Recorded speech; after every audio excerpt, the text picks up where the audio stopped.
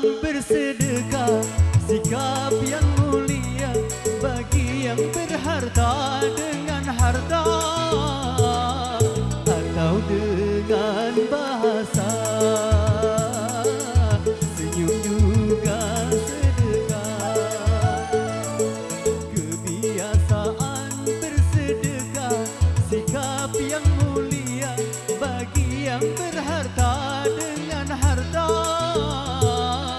atau dengan bahasa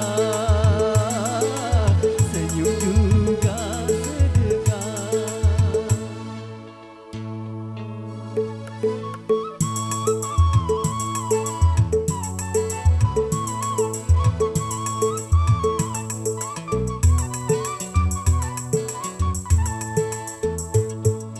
Bersedekah, berbagi rasa, kepedulian terhadap sesama, sebagai berkat si miskin dan kaya, jalinan mesra antar manusia.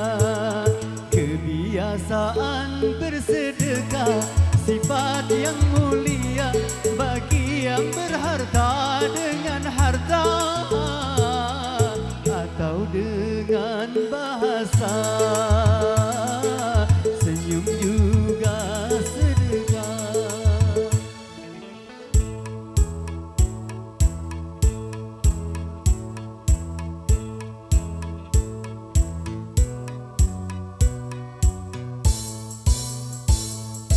Takkan susah karena sedekah, bahkan hartanya akan bertambah-tambah, serta manfaat dan penuh berkah, dan dijauhkan dari bencana.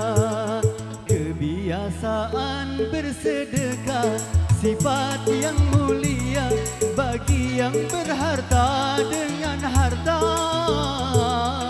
atau dengan bahasa senyum juga sedekah.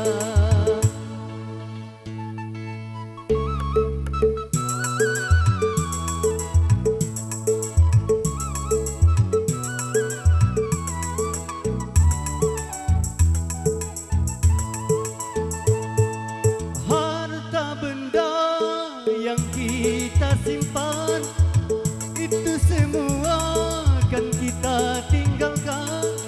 Harta yang kekal yang kita infakkan, sebagai bekal hari kemudian. Kebiasaan bersedekah, sikap yang mulia bagi yang berharta dengan harta, atau dengan bahasa